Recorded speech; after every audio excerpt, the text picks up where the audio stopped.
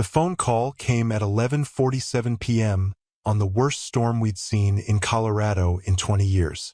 Rain hammered against my apartment windows like it was trying to break in, and thunder shook the building every few minutes like God himself was angry at the world. I'd been grading papers, 10th grade essays on The Great Gatsby and the American Dream, ironic considering what was about to happen, when my phone lit up with a number I didn't recognize. I almost didn't answer. It was late, I was tired, and unknown numbers usually meant telemarketers or wrong numbers. But something, maybe instinct or maybe just the fact that no telemarketer calls at midnight in a storm, made me pick up. "Is this William Harris?"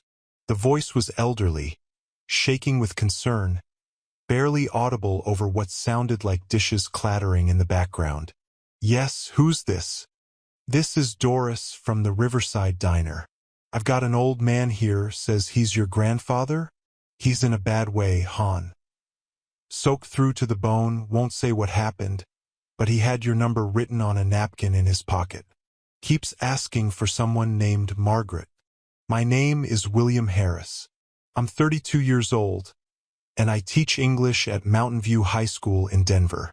It's not the life my family expected. The Harrises were ranchers going back 4 generations. Men who worked the land with hands made rough by honest labor and measured wealth in acres and cattle rather than dollars and cents. The Double H Ranch had been our kingdom, our legacy, our identity for over a century. But I'd chosen books over beef, classrooms over corrals, and my father Richard had never forgiven me for it. That night, as I drove through the storm to collect my grandfather, I was about to learn just how deep family betrayals could run, and how sometimes the greatest tests come disguised as our darkest moments.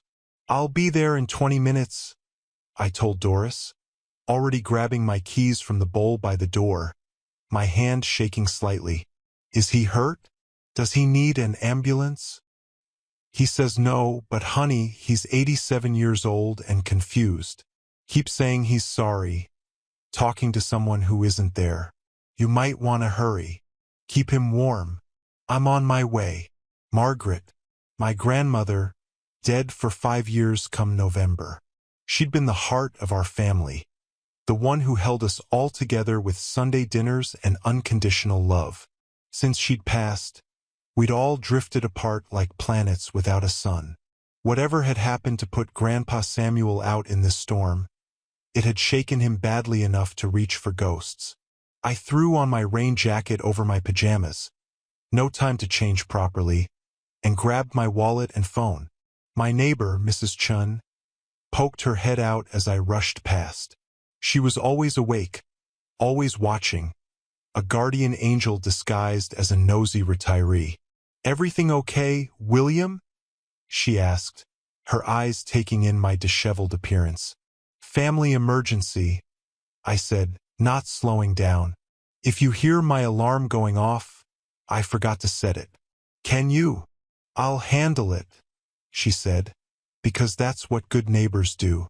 Drive safe in this weather." The drive to Riverside Diner was treacherous. Water flooded the streets, turning intersections into lakes that my old Honda Civic wasn't designed to navigate. The windshield wipers fought a losing battle against the downpour, and I found myself leaning forward, squinting through the rain, praying I wouldn't hydroplane into a ditch. All I could think about was my 87-year-old grandfather, out in this weather, confused and calling for his dead wife. What could have happened? The last I'd heard, and admittedly, family communication had been sparse since I'd chosen teaching over ranching. Grandpa had sold the Double H and moved in with my parents.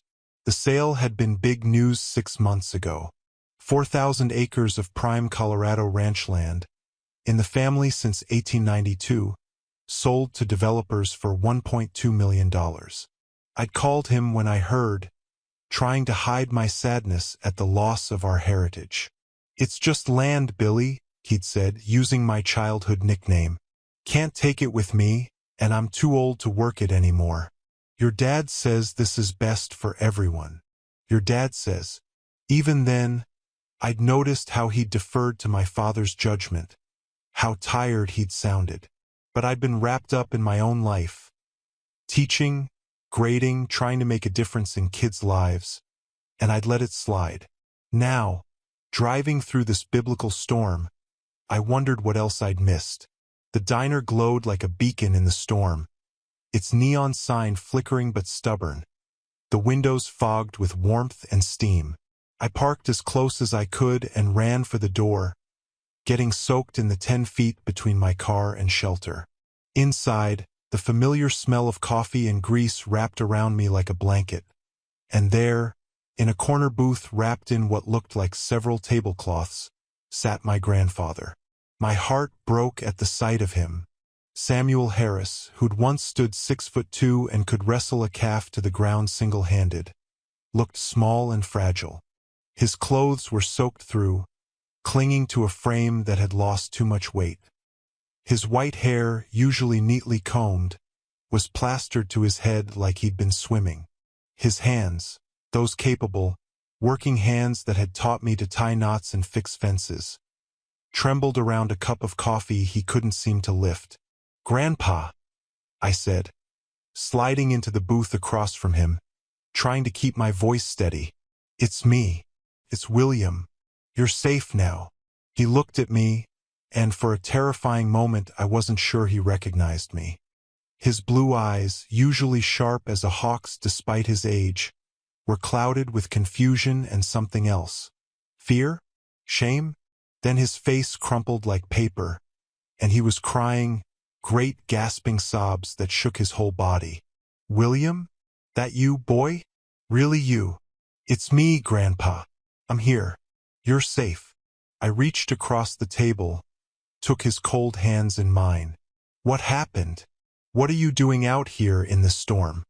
"He threw me out," he said, the words barely audible between sobs. "Richard threw me out. Said I was a burden. Said he was done taking care of me. Said I'd already given him everything I had, so I had no right to stay in his house." My stomach clenched so hard I thought I might be sick. "Dad threw you out? Tonight? In this storm?" Grandpa nodded, tears mixing with the rainwater still dripping from his hair. "Said the house was his now, bought with my money. Said if I didn't like the arrangement, I could find somewhere else to go. Packed my things in a garbage bag. A garbage bag, William, like I was trash, and put me on the street." I felt rage building in my chest, hot and dangerous, the kind of anger that makes you do things you can't take back. My father and I had our differences, many differences, but this was beyond anything I'd imagined him capable of. This was cruelty of a magnitude that defied comprehension. "Where are your things?" I asked, trying to focus on practical matters before I did something stupid like drive to my parents' house and beat my father senseless. "Left them at the bus stop. Couldn't carry them anymore. These old arms." He looked down at his trembling hands. "Just the one bag. Everything I own in the world in one garbage bag." "We'll get it," I promised. "We'll get your things and then you're coming home with me. You'll stay with me as long as you need to. I can't impose." "You're not imposing. You're family. Real family. The kind that doesn't throw each other out in storms."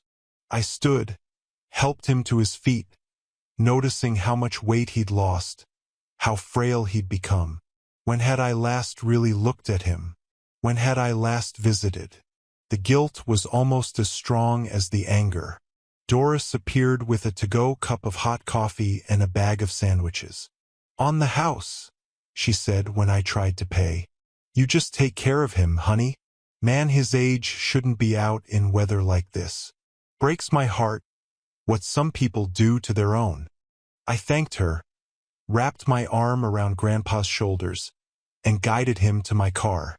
He moved slowly, carefully, like every step hurt. In the car, I turned the heat up full blast and pointed all the vents at him, trying to stop his shivering. "The bus stop," he said. "My things." "Which one?" "The one on Maple, by the old drugstore." I knew it. only 6 blocks from my parents' house. He'd made it that far in the storm before. What? Running out of strength? Hope? The will to keep going? I drove carefully through the flooded streets, found the bus stop, and there it was. A black garbage bag sitting in a puddle, abandoned like its owner had been. I retrieved it, thrown it in the trunk, and got back in the car. Grandpa was staring out the window, but I don't think he was seeing the storm. He was somewhere else, someone else, probably with my grandmother in better times. Grandpa, I said gently, I'm taking you to my apartment. It's not much, but it's warm and dry and you'll be safe there. Okay? He nodded without looking at me. Margaret would be so disappointed, he whispered. In all of us. What we've become. The drive to my apartment was quiet except for the rain and Grandpa's occasional confused murmurs. He called for Margaret twice, apologized for things I didn't understand, mentioned the ranch and cattle that no longer existed. I just drove and let him talk, my mind racing with plans and problems. My apartment was small, 1 bedroom, barely enough room for me. Where would he sleep? What about his medications? Did he need a doctor? How long could he stay? How long would he need to stay? But underneath all the practical concerns was a deeper current of rage. My father had taken $1.2 million from the ranch sale, Grandpa's entire life's work, and then thrown him out like garbage when taking care of him became inconvenient. It was theft and elder abuse and moral bankruptcy all rolled into one unforgivable act. My apartment building wasn't much to look at, a 3-story brick structure that had seen better decades. But it was home.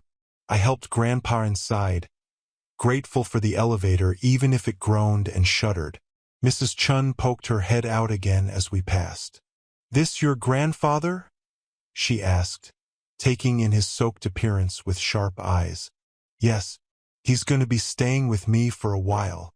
She nodded, disappeared into her apartment, and emerged with an armload of towels and a thick wool blanket. "My grandfather lived with me for 10 years, she said simply. "You need anything, you ask?" Inside my apartment, I got Grandpa into dry clothes. My sweatpants and hoodie hung on his diminished frame like he was a child playing dress-up. I settled him on my couch with hot tea and the blanket Mrs. Chun had provided, then retrieved his garbage bag from the car. The contents broke my heart all over again. 3 changes of clothes, all worn thin. His medications in a plastic baggie. A shaving kit that had seen better days. A photo album wrapped in plastic. His father's pocket watch, the one that was supposed to pass to me someday. A Bible with my grandmother's name embossed on the cover. That was it. The sum total of Samuel Harris's life, the man who'd built a ranching empire from nothing, who'd raised 2 children and weathered droughts and blizzards and market crashes, reduced to what could fit in a hefty bag. "Tell me what happened," I said gently, sitting in the chair across from him. "Start from the beginning. Take your time." He was quiet for so long I thought he might have fallen asleep. His eyes were closed, his breathing steady. Then he began to speak, his voice stronger now, tinged with the storyteller's cadence I remembered from childhood when he'd tell tales of the old days, of cattle drives and wild horses and building something from nothing. "6 months ago I sold the ranch," he said. "The Double H. For 1,000 acres of the finest grazing land in Colorado. Been in our family since 1892. Your great-great-grandfather homesteaded that land, proved it up with his own 2 hands. Your great-grandfather expanded it. Your grandfather, my father, modernized it. I maintained it, improved it, loved it like it was a living thing. I knew this part, or thought I did. The sale had been big news in our family, in the whole county. The Double H Ranch going to developers who planned to turn it into a subdivision called Prairie Vista Estates, or some such nonsense. End of an era, everyone said. Sign of the times. I didn't want to sell, Grandpa continued. opening his eyes to stare at nothing. That land was my life, your grandmother's life, where we raised your father and your Aunt Sarah, where you learned to ride, remember? That little paint pony named Patches. I did remember. Summers at the ranch, the smell of hay and horses and leather. The endless sky that made you feel small and infinite at the same time. Learning to ride, to rope, to read the weather in cloud formations. I'd loved it, even as I'd known deep in my bones that I'd never be a rancher, that my dreams led to libraries and classrooms, not corrals and cattle. But I couldn't manage it alone anymore, he said. Not at my age. My hands don't work like they used to. My back's shot from too many years in the saddle.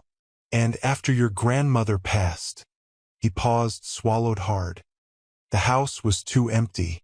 The land was too big. The silence was too loud. So Dad convinced you to sell? Grandpa's laugh was bitter as old coffee. Convinced. That's a nice word for it. He showed up one day with a briefcase full of papers and a head full of numbers. Told me about property values and development potential and tax implications. Said I was sitting on a gold mine, that it was foolish to hang on to land I couldn't work. Said I could live with him and your mother, be comfortable, not have to worry about anything for whatever time I had left. And you believed him? He's my son, Grandpa said simply. Like that explained everything. And maybe it did. I raised him, changed his diapers, taught him to ride and rope and work cattle, sat up with him when he was sick, paid for his college when he decided ranching wasn't for him, same as I did for you. I thought that meant something. That when he said he'd take care of me, he meant it. So you gave him the money? Every penny. He said he'd manage it for me, make sure I was taken care of for whatever time I had left. Set up a nice room for me in their house. You know that big place they bought in Highlands Ranch? 5 bedrooms, 3-car garage. Homeowners association that fines you if your grass is the wrong shade of green. He shook his head. Nothing like the ranch, but he said it was better, safer, more convenient for doctors and such. I knew the house. Had been there exactly twice since they'd bought it 5 years ago.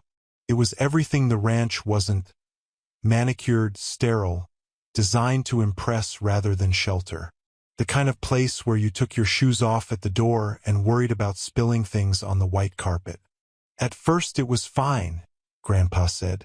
I had my room, nice enough, I suppose. Bathroom attached so I didn't have to wander the halls at night. Your mother was kind enough, though she was always busy with her committees and charities. Funny how she has time to help strangers but not. He trailed off, shook his head. That's not fair. Janet tried in her way. I doubted that but kept my mouth shut. My mother had always been more concerned with appearances than substance. The perfect complement to my father's ambition. But then things started changing, Grandpa continued. Richard started talking about his investments, his plans. How the money from the ranch was working for us. Whatever that means. Bought a new truck, big fancy thing with leather seats and a computer screen in the dashboard. Then a boat. Can you imagine? A boat in Colorado. Said it was for entertaining clients. He was spending your money. Our money, he kept saying. Family money. For the family's benefit. Grandpa's hands shook as he lifted his tea. Then came the remodeling. Said the house needed updating. Granite countertops and hardwood floors and a home theater in the basement. All top of the line, all expensive. When I asked how much it was costing, he'd wave me off. Say it was an investment. Say it would increase the home's value. I could see where this was going, and my anger grew with each word. My father had taken the money meant for Grandpa's care and used it to upgrade his already excessive lifestyle. Did you say anything? Object. I tried, but every time I brought it up, Richard would get this look. Disappointed. Frustrated. like I was a child who didn't understand how the adult world worked. He'd remind me that I'd asked him to manage things, that I'd said I didn't want to worry about money anymore, that I should be grateful I had a nice place to live and food on the table. Grateful, I repeated, the word tasting like ash. Then the health issues started. Nothing major at first, dizzy spells, forgetting things. Normal for a man my age, I thought. But they got worse. I get confused, lose track of where I was. Once I got lost coming back from the bathroom, in a house I'd lived in for months. Scared me bad enough I asked Richard about seeing a doctor. What did he say? That I was being dramatic. That it was just old age. That doctors were expensive and would just tell me what we already knew. I was getting old and forgetful. Said if I was really worried, your mother could drive me to the clinic, but it would have to wait until after their vacation to Cabo. He refused to get you medical care? My hands were clenched so tight my knuckles ached. Not refused exactly, just delayed. Made it seem like I was being a burden for wanting it. Like I was overreacting. And maybe I was. Maybe it is just age. But Margaret always said it's better to be safe than sorry. And I wanted to be safe. You have every right to medical care. It's your money paying for it. That's what I told him. Tonight, after dinner. Grandpa's voice got quiet again. I'd had another spell. Couldn't remember where I was for almost an hour. Scared Janet pretty bad. She found me in the garage trying to saddle a horse that wasn't there. When Richard came home, she told him I needed to see a doctor. That it wasn't normal. And he exploded. Said I was being dramatic.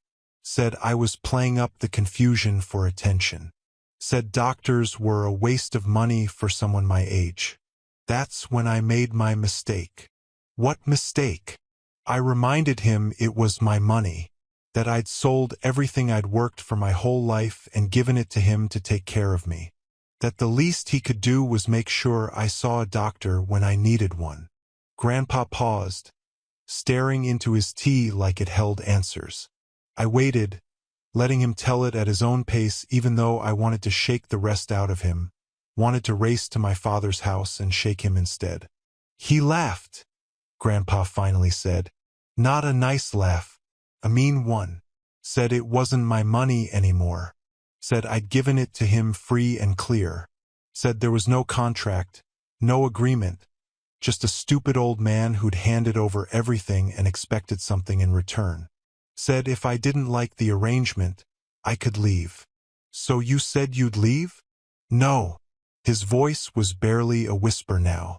I said the money was supposed to be for my care. That he was my son.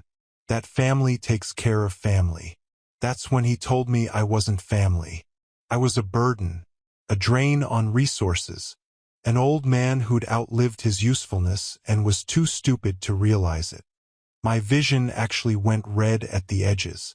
I had to stand up, pace to the window, try to control the rage that made me want to break things. Preferably my father's face. He gave me 20 minutes to pack, Grandpa continued. Said I could take my clothes and nothing else. When I tried to take the photo album, he grabbed it, said the pictures were taken in his house so they belonged to him. I had to beg for it.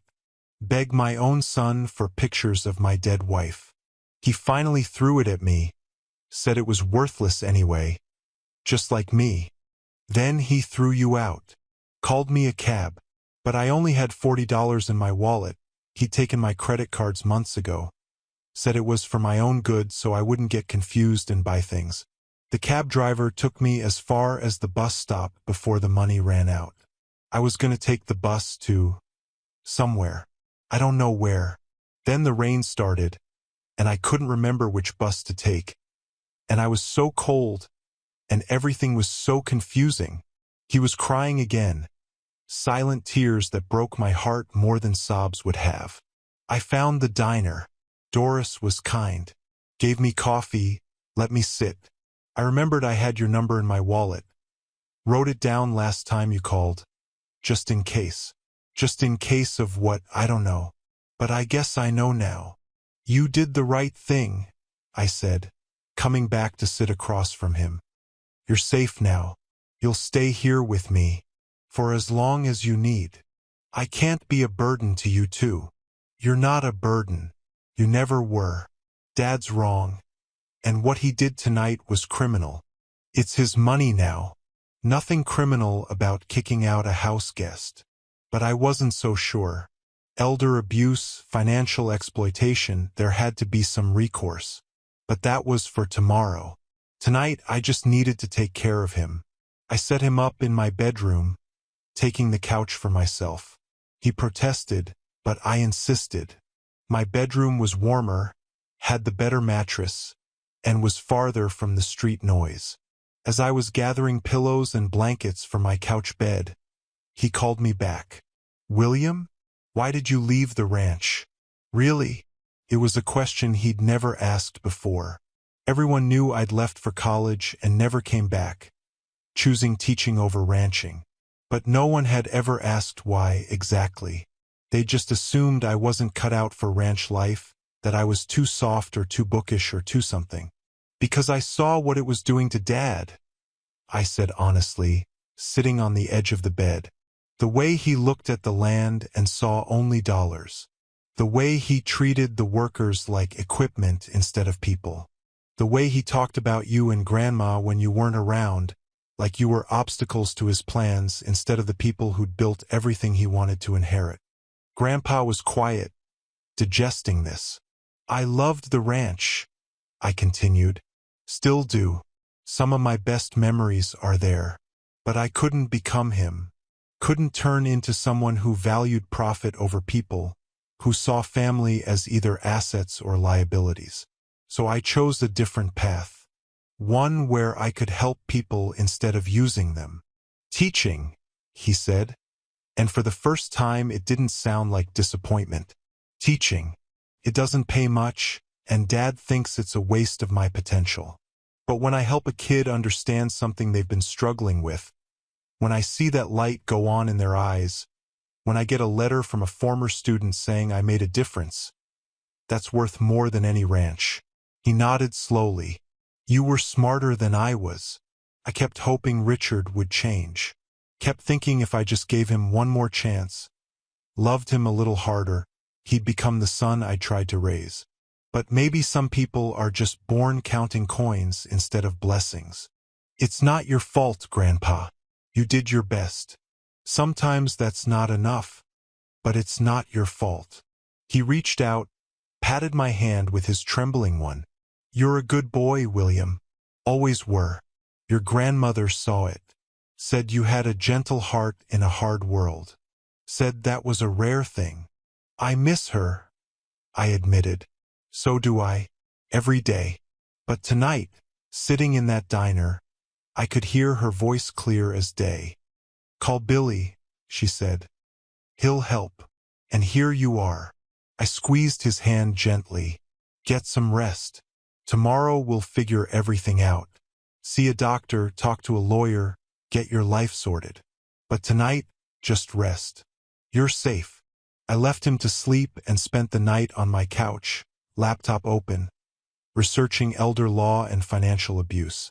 By morning, I had a plan and a list of phone numbers. But first, I needed to make sure Grandpa was okay. He was up before me, standing in my tiny kitchen looking lost. The morning light was cruel, showing just how much weight he'd lost, how pale he was, how his clothes hung on him like scarecrows. I don't remember where the bathroom is, he said, fear in his voice. I showed him. It was 10 feet away, and made a mental note to get him to a doctor immediately. This wasn't just age. This was something medical, something that needed treatment, something my father had criminally neglected.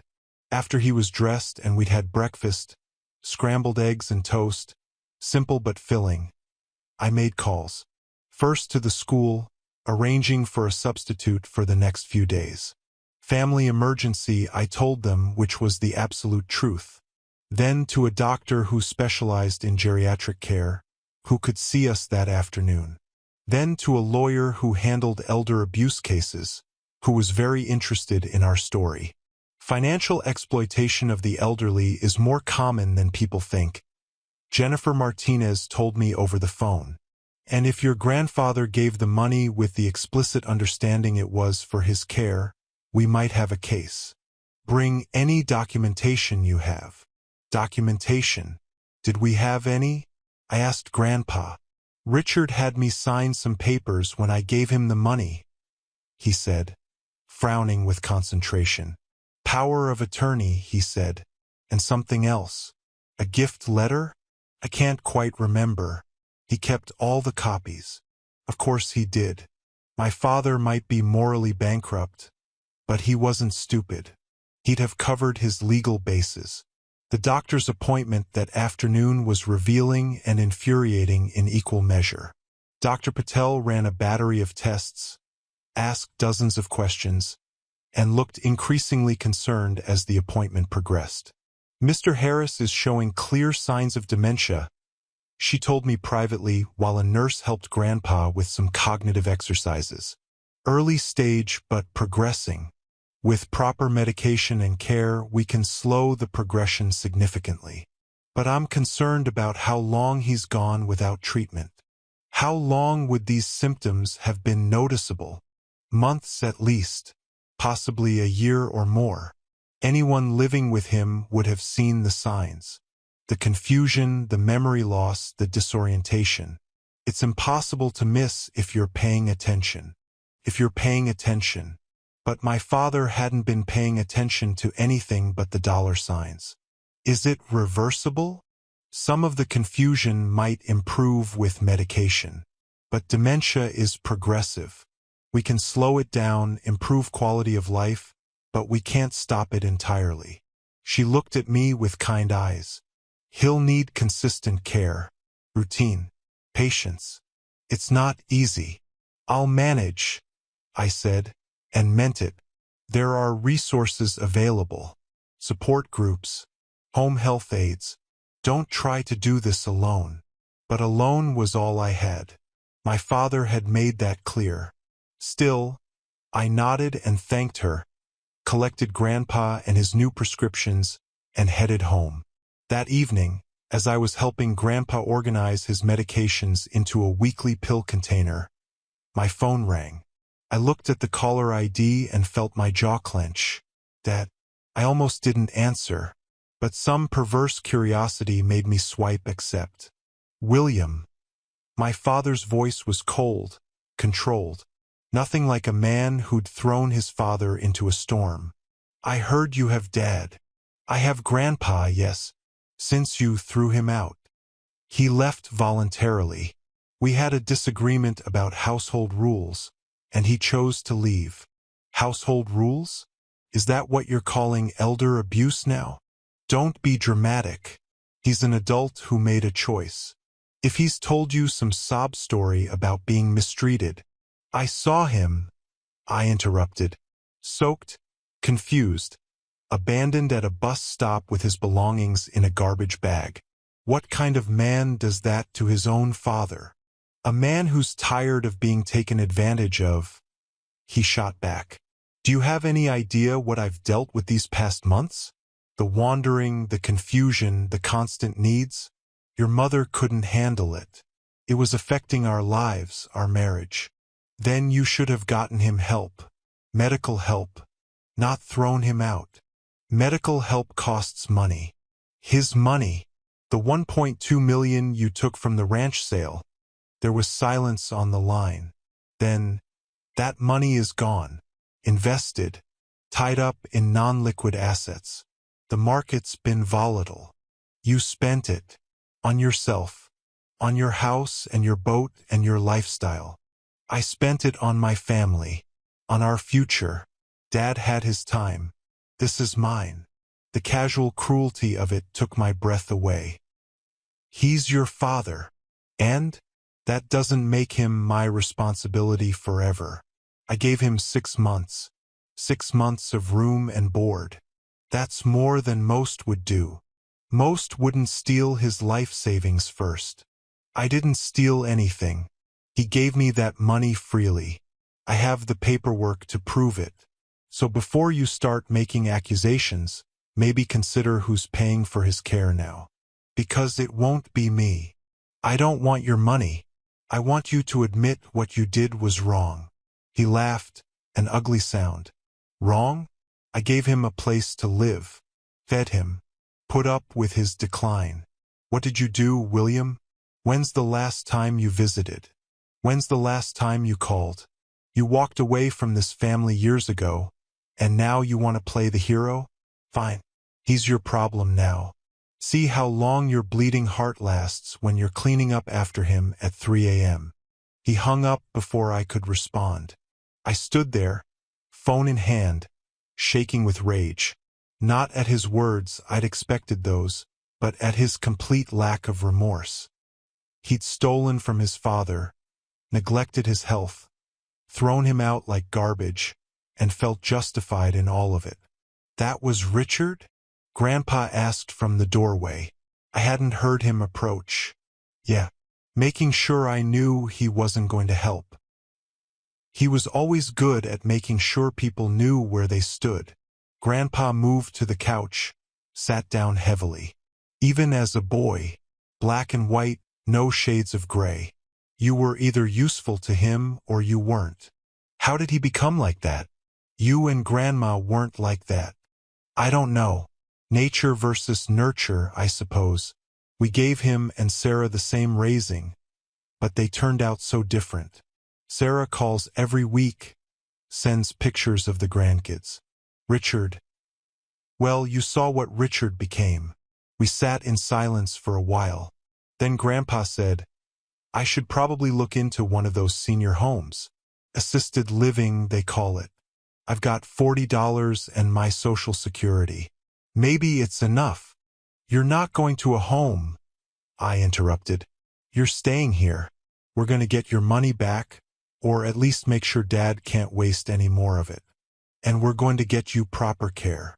William, you can't fight your father on this. He's got all the cards, the paperwork, the lawyers, the connections. And you've got you," I finished. "I've got you. And sometimes that's enough." He smiled sadly. "Your grandmother used to say something like that. All we need is each other. But she's gone. And I'm just a confused old man who can't even find the bathroom in a 2-room apartment." "You're Samuel Harris," I said firmly. "You built a ranch from nothing. You raised 2 kids and countless cattle. You survived droughts and floods and market crashes. You're not just anything. You're my grandfather, and you deserve better than what happened to you." The next few weeks fell into a rhythm. I'd wake early, help Grandpa with his morning routine, make sure he took his medications, then head to school. Mrs. Chun would check on him during the day. She'd volunteered without being asked, said it was no trouble, said he reminded her of her own grandfather. I'd come home for lunch when I could, then back for the afternoon classes, then home for good by 4. Evenings were for doctor appointments, lawyer consultations, and the slow work of rebuilding a life. The medications helped with the confusion, though he still had bad days. Days when he called me Richard and flinched. Days when he looked for Margaret in every room. Days when he stood at the window, staring out at the city skyline like he was looking for mountains and rangeland that no longer existed. The legal case was more challenging than I'd hoped. Jennifer Martinez was talented and committed, but the law was murky when it came to family financial disputes. "Your father was smart," she told me after reviewing the documents Grandpa had signed. "This gift letter is pretty airtight. Your grandfather gave him the money with no strings attached, legally speaking. The fact that there was a verbal agreement about care, that's harder to prove. So he gets away with it? Not necessarily. Elder abuse and neglect charges are still possible. And if we can show your grandfather lacked capacity when he signed these documents due to undiagnosed dementia, but that's hard to prove too. Yes, these cases usually are. Family dynamics, he said, she said. elderly victims who make imperfect witnesses. But we have some things in our favor. The timing of everything, for one. The fact that your father threw him out immediately after spending the money, for another. And now we have medical documentation of his condition. It was something, but it felt like not enough. My father had stolen $1.2 million and faced maybe a slap on the wrist. Meanwhile, I was spending my savings on Grandpa's medications and watching my credit cards creep toward their limits. But I'd make it work. Teachers were good at making do with less.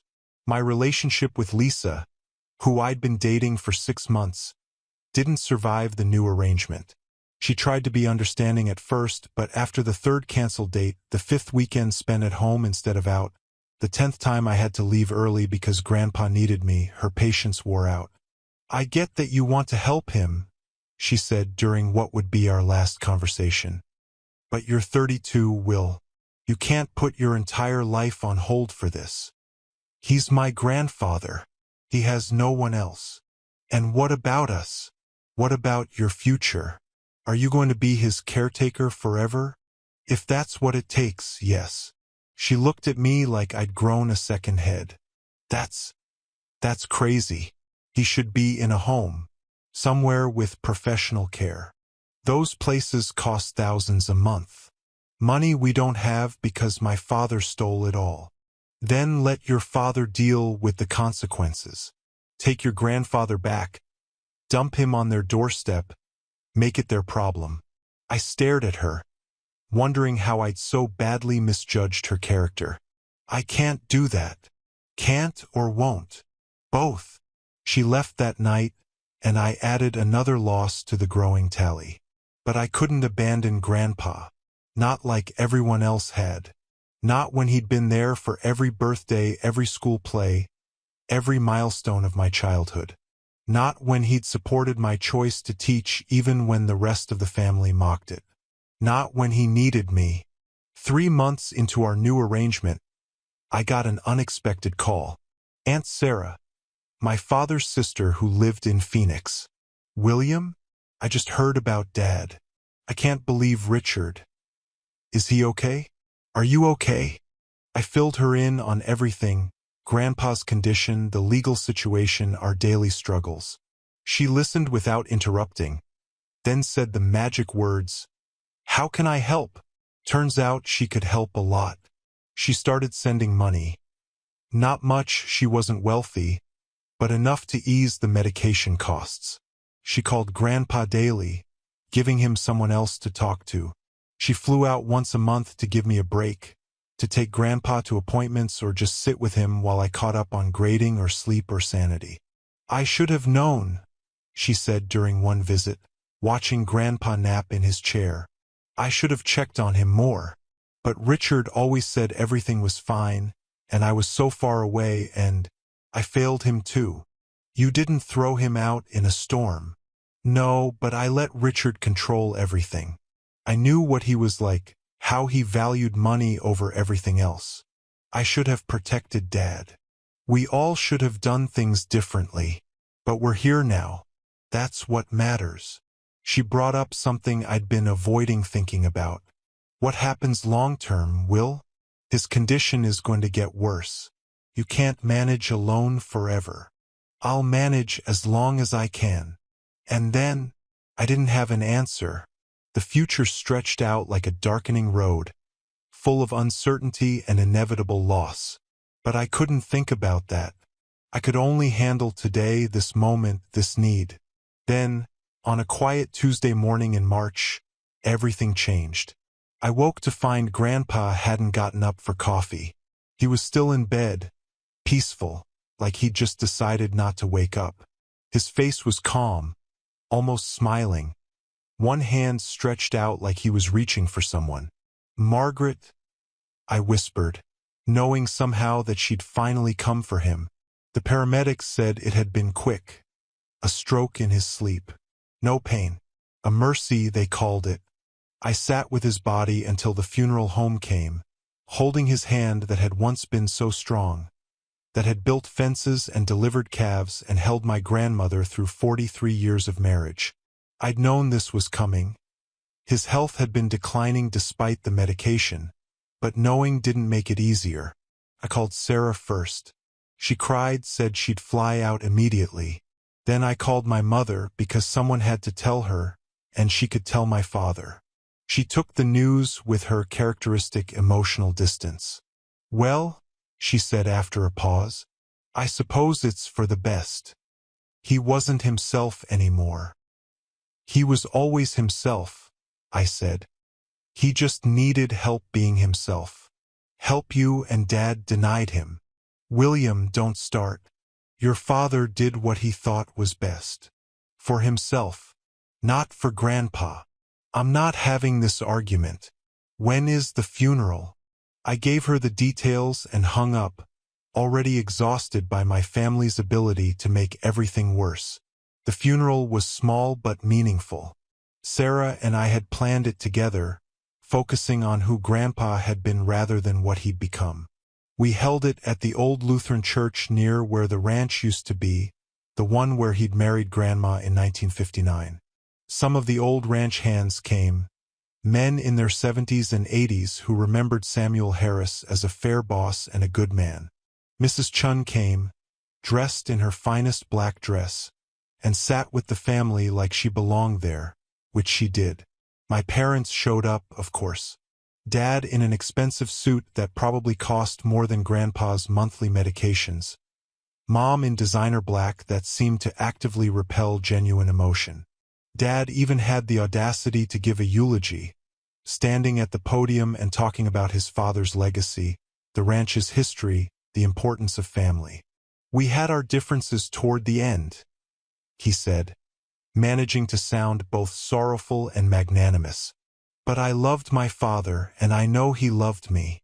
I'm grateful we were able to provide him a comfortable home in his final months, and that William was able to spend quality time with him at the end.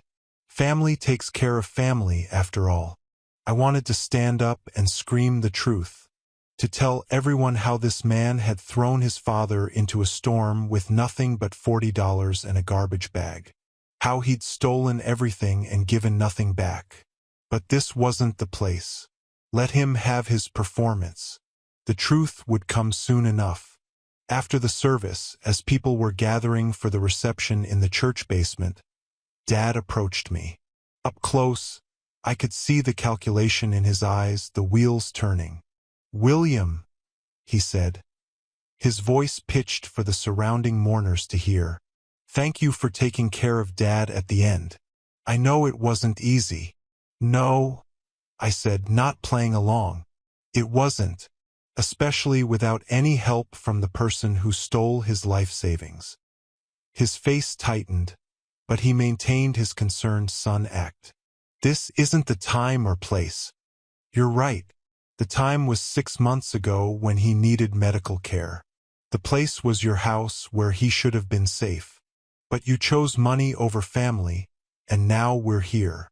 "Keep your voice down," he hissed. "Why? Afraid people will learn the truth? That the great Richard Harris is actually a thief and an elder abuser." He grabbed my arm, his fingers digging in hard enough to bruise. "Listen, you little. Everything okay here?" It was Tom Rodriguez, one of the old ranch hands, all 6'4" of weathered muscle and protective instinct. He'd known me since I was knee-high and apparently hadn't forgotten. Dad released my arm, stepped back. "Everything's fine. Just a family discussion." Didn't look like a discussion from where I was standing. Tom looked at me. "You need anything, Will?" "I'm good, Tom. Thanks." Dad retreated, but not before leaning in to whisper, "This isn't over. Dad's gone, but there are still matters to settle. Financial matters. Legal matters. Don't make this harder than it needs to be." I watched him walk away, wondering what fresh hell he was planning now. The will reading was scheduled for the following week at the offices of Brennan and Associates. Not Dad's usual lawyers, which was interesting. Grandpa must have had his own attorney for this. someone Dad couldn't influence or control. I arrived to find the conference room already full. Dad and Mom, looking like they'd rather be anywhere else. Sarah, who gave me a small smile and came to sit beside me. A few distant cousins who I barely recognized, clearly here hoping for some small bequest. And at the head of the table, a lawyer I'd never seen before, an elderly woman with sharp eyes and a no-nonsense demeanor. Good afternoon, everyone. I'm Patricia Brennan. I've been Mr. Samuel Harris's personal attorney for the past 40 years, handling matters that were separate from the family business. We're here to read his last will and testament, which was updated 6 months ago. 6 months ago, right before he'd sold the ranch. I leaned forward, suddenly very interested. Dad was less pleased. 6 months ago? He was already showing signs of dementia then. Any changes he made were made with full mental capacity as verified by 3 independent doctors and a psychiatric evaluation. Patricia interrupted smoothly. Mr. Harris was quite thorough. She opened a leather folder and began to read. The beginning was standard, funeral arrangements already handled. Minor bequests to old friends and longtime employees. Then came the meat of it. To my daughter, Sarah Mitchell, I leave the sum of $50,000 and your mother's jewelry collection, which I've kept safe all these years. You were always a good daughter, calling and visiting when you could. I'm sorry distance kept us apart more than we liked. Sarah was crying quietly. The cousins looked disappointed. If Sarah only got $50,000, they were probably getting less. To my son, Richard Harris, Patricia continued, and I could feel Dad tense beside me. I leave the sum of $1. The room went absolutely silent. $1, Dad repeated, his voice deadly quiet. That's a mistake. I'm afraid not. Mr. Harris was quite specific.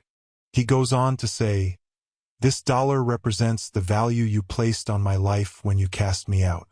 May it remind you that some things matter more than money, though I doubt you'll learn that lesson now. Dad was on his feet. This is ridiculous. I'm his son. I'm entitled to. You're entitled to exactly what he left you, Patricia said calmly, which is $1. Would you like me to continue? There's more, Sarah asked. Oh yes, the bulk of the estate. Patricia turned to me. To my grandson, William Harris, I leave the remainder of my estate, including all personal property, financial accounts, and any claims to assets improperly transferred or stolen. What estate? Dad snarled. I have the ranch money. There is no estate. Patricia smiled, and it wasn't a nice smile. Actually, Mr. Harris, that brings us to the interesting part. You see, your father never actually sold the ranch. The silence that followed was deafening. I felt like the world had tilted off its axis. What do you mean he never sold it? I asked. The sale to developers was never completed. Oh, the negotiations were real. The offer was real. But 3 days before closing, Mr. Harris changed his mind. He informed the buyers he was withdrawing from the sale. But the money, Dad whispered. The $1.2 million. I have it. He gave it to me. Yes, about that. Patricia pulled out another document. This is a loan agreement, signed by you, Mr. Harris, borrowing $1.2 million from your father's trust. The terms were quite specific. The money was to be used for his care and medical needs, with any remainder to be returned upon his death or if he no longer needed care. That's not. He said it was from the ranch sale. He told you what you wanted to hear, and you were so eager to get your hands on the money, you didn't ask too many questions or look too closely at what you were signing. I thought back to Grandpa's confusion about the papers he'd signed. But it hadn't been confusion at all. He'd been testing his son, seeing if greed would override caution. And Dad had failed spectacularly. So the ranch, I asked, still exists. still in the family. And now, as the sole beneficiary of your grandfather's estate, it belongs to you. Along with this, she handed me a sealed envelope with my name on it in Grandpa's shaking handwriting. I opened it with trembling fingers. My dear William, if you're reading this, then my plan worked and you're probably as shocked as everyone else in that room. I'm sorry for the deception, but I needed to know. After your grandmother died, I realized I couldn't trust my own judgment about people anymore. She was always the one who saw through the nonsense to the truth. Without her, I was lost. So I devised a test. I told Richard about the ranch sale, let him believe it was happening. When he immediately started planning how to spend the money, my money, the fruit of 60 years of labor, I knew, but I needed to be sure. So I gave him the loan, told him it was the sale proceeds, and waited. He had 6 months to prove me wrong. 6 months to use that money for my care, to be the son I'd hoped I'd raised. Instead, he used it for himself and threw me out when I became inconvenient. Thank God you were there to catch me.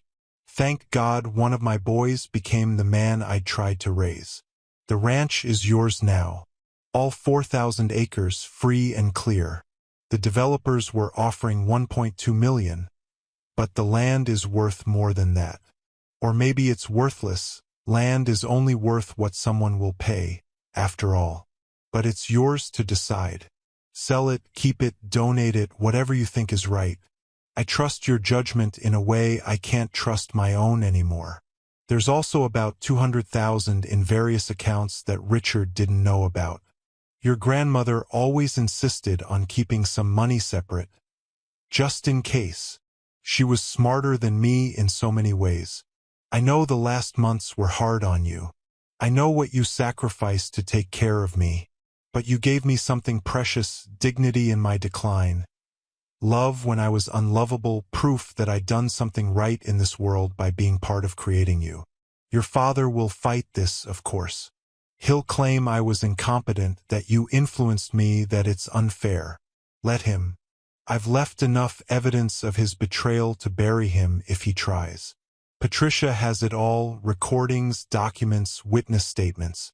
He can take his dollar and be grateful I didn't have him charged with elder abuse, though you still can if you choose. Be happy, William. Use this gift to build the life you want, not the life others expect. Take care of Sarah. She's a good soul who got stuck with the same parents you did. And remember your grandmother and me not as we ended, but as we were, imperfect people who loved you perfectly. All my love, Grandpa. P.S. Check the old barn on the ranch. I left something there for you. I looked up from the letter to find everyone staring at me. Dad's face had gone from red to purple to a color I didn't think existed in nature. This won't stand, he said. I'll contest it. Mental incapacity. Undue influence. Fraud. You're welcome to try, Patricia said calmly. But I should warn you, Mr. Harris anticipated that. We have video depositions, medical evaluations, and extensive documentation of his mental state. We also have evidence of your financial exploitation, neglect, and abuse. If you really want to go to court, we'll be happy to present it all. And there's the matter of the loan, she continued. $1.2 million that needs to be repaid immediately, per the terms you signed. Unless you can prove you spent it all on your father's care. Dad sank into his chair. Mom reached for his hand, but he shook her off. The cousins were already heading for the door. The show over and no profit to be made. Is there anything else? I asked Patricia. Just this. She handed me a set of keys. To the ranch. Your grandfather never changed the locks. Said the place was waiting for you whenever you were ready. Sarah hugged me as we left the office. I'm happy for you, she said, and grateful. If it had gone to Richard, he'd have sold it to developers before Grandpa was cold in the ground. I finished. What will you do with it? I don't know yet. I need to see it first. Figure out what feels right. Can I come with you? When you go. Of course. It's your heritage too. We drove out the next day, Sarah and I, leaving the city behind for the open country. The roads grew familiar as muscle memory kicked in. Left at the old gas station, now a Starbucks. Right at the crossroads where the accident happened in '92. Straight on until the mountains rose like promises on the horizon. The gate to the Double H was rusty but solid. The cattle guard rattled under our tires like a welcome. And then we were on ranch land, our land, for 1,000 acres of grass and possibility. The house stood empty but patient, like it had been waiting. Smaller than I remembered, memory has a way of making childhood places larger but solid. Built to last by people who understood permanence. Inside, everything was as Grandpa had left it 6 months ago. His coffee cup still in the sink. His reading glasses on the kitchen table. The calendar on the wall still showing August, frozen at the moment he'd walked away expecting to come back. It's like a time capsule, Sarah said softly. We explored room by room, memories flooding back. The kitchen where Grandma had made thousands of meals. The living room where we'd gathered for Christmas. Grandpa's study, still smelling of leather and pipe tobacco he'd given up 20 years ago. And on his desk, a photo I'd never seen. Him and Grandma on their wedding day, young and hopeful, not knowing that 60 years later their son would betray everything they'd built together. You okay? Sarah asked. Yeah, just processing. It's a lot. The ranch, the money, the truth about Dad. I still can't believe he never actually sold it. He played a long game, I said.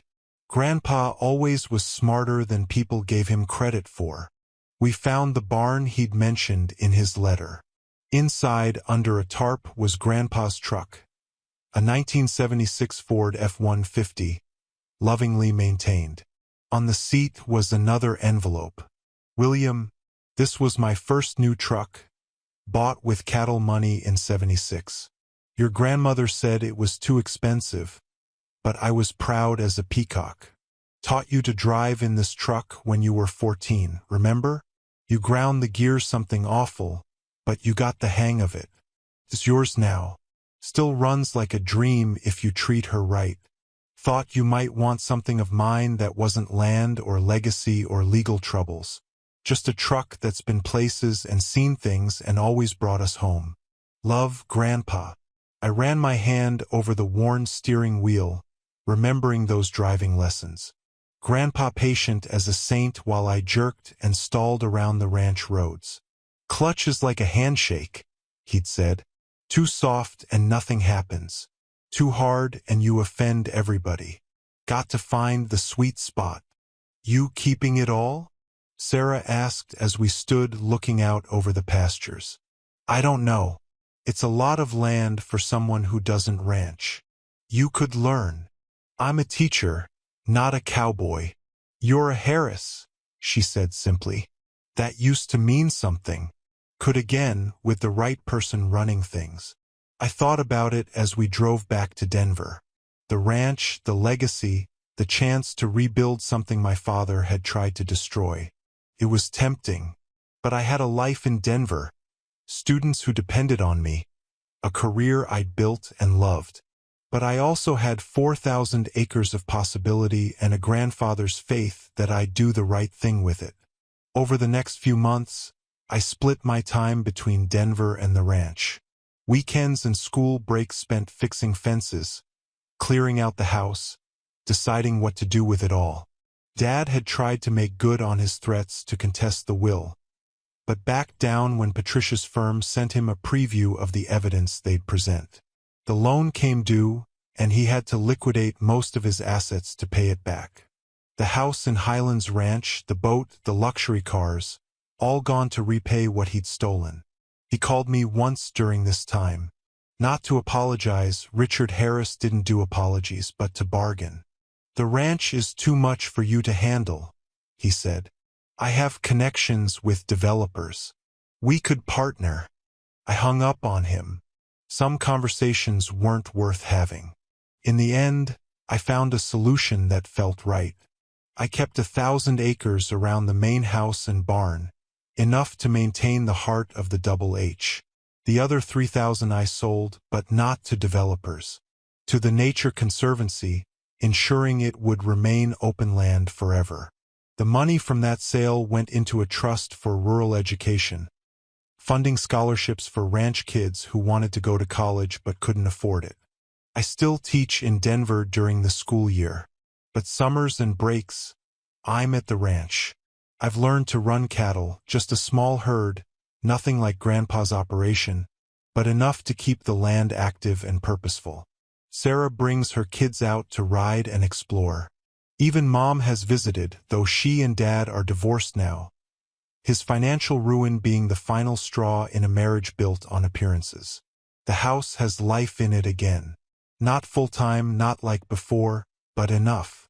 I've turned Grandpa's study into a writing room where I work on curriculum and sometimes just sit and think about legacies and choices and the price of integrity. Mrs. Chun visits sometimes, driving her ancient Buick 3 hours to bring me Chinese food and check that I'm eating properly. Your grandfather would be proud, she always says, and I believe her. The ranch hand cottage has been converted into a retreat for teachers, a place where burned-out educators can come for a week or two, no charge, to remember why they chose this profession. It's booked solid through next summer. And in the barn, that old Ford still runs like a dream. I drive it into town sometimes, windows down, radio playing the classic country Grandpa loved. People wave, recognizing the truck if not the driver. The Harris boy, they say, the one who came back, the one who stayed. It's not the life I'd planned. But then, very little has gone according to plan since that phone call on a stormy night. A grandfather thrown out like trash. A fortune that was never real. A ranch that was never sold. A test disguised as betrayal. A gift wrapped in loss. But mostly a lesson in what matters. Not the money, though having it helps. Not the land, though keeping it feels right. But the choice to help when helping is hard. The decision to stay when leaving would be easier. The recognition that family isn't just about blood, but about who shows up when the storms come. Grandpa knew that. He learned it the hard way, watching his son choose greed over love. But he also learned that sometimes the universe provides second chances. Guardian angels disguised as grandsons who'll drive through floods to bring you home. These days, when storms roll through the ranch, and they do, fierce and sudden in this part of the country, I make sure the lights are on and the doors unlocked, just in case someone needs shelter. Just in case someone's grandfather is out there with $40 and nowhere to go. Because that's what you do with an inheritance like this. You don't hoard it. You share it. You pass it on. You make sure that the cruelty stops here, that the cycle breaks, that love wins even when it seems to lose. The Double H Ranch. 4,000 acres reduced to 1,000, but those 1,000 acres mean more than the 4,000 ever did. Because they're not just land now. They're proof that some things can't be sold, that some debts can't be collected, that some tests are passed not in the taking but in the giving. Grandpa gave my father $1.2 million and a chance to prove himself worthy. He gave me 3 months of 3 a.m. confusion and careful medication schedules and the slow sadness of watching a great man diminish. I got the better deal. And somewhere, in whatever comes after this life, I think he knows it. I think he's sitting with Grandma, maybe fishing in some celestial stock pond, and she's saying, "I told you Billy would do right." And he's nodding, that slow nod that meant more than words, and saying, "He did, Margaret. He surely did. That's my inheritance. Not the ranch or the money or the truck, but the knowledge that when tested, really tested, storm in your face, grandfather on your doorstep tested. I made the choice he'd hoped I'd make. I chose love, and that's worth more than all the ranches in Colorado. Thank you for listening to my story. If you're like me, Someone who spent years trying to earn love that was never truly offered. You know, these aren't just stories. They're mirrors of our deepest wounds and greatest triumphs. Subscribe if these stories resonate with your journey. Hit that notification bell. Think of it as our regular meetup, where we share truths that others might not understand. And please, leave a comment below. Tell me, have you ever felt like an outsider in your own family? What would you have done in my shoes? Your words matter to me, and they matter to everyone here who's walked this lonely path. Tomorrow, I'll be back with another story. Until then, remember, family isn't always blood, and sometimes the greatest gift is discovering who you truly are. Take care of yourself. You deserve it.